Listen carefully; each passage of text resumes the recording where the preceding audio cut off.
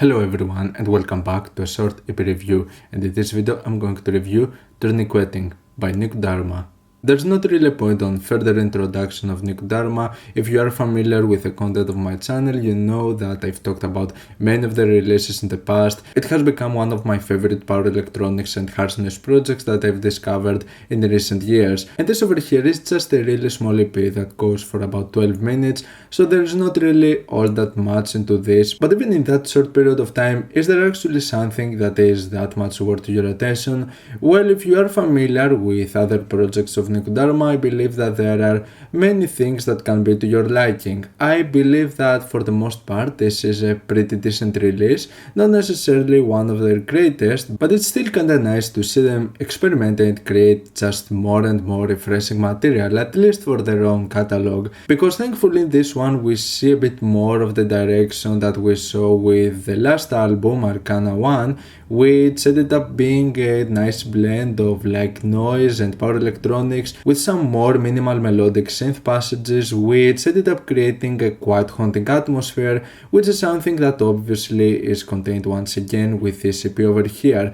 Now the very first track is just a really small introduction that basically serves as a continuation for the self-titled track, which is basically this quite haunting piece where you have those sort of synth elements helping the way of making this track sound much more fulfilling, as the departure of those elements ends up creating a bit of a different feel, and I like how we basically have both of those directions over here. Now the one thing that it seems being kinda different and unique over here is that it seems that there is some sort of an inclusion of drumming over here, which the thing is that I can't necessarily say if we're talking about drums or not, because they end up feeling extremely buried to the mix and sounding almost indecipherable, sort of like feeling like another noise section. So for me, with the inclusion of drumming, I would prefer a bit of a more crisp sound to them, something that would sound a little bit more detailed and with a bit of a more punch to it, which is certainly lacking over here. But the overall atmosphere with the scenes and just the noise feedback and the screams still have the same impact to them, managing to be really dynamic and quite terrifying in their deliveries. Now in the third track, things are toned down a little bit. It's not that much of an intense piece.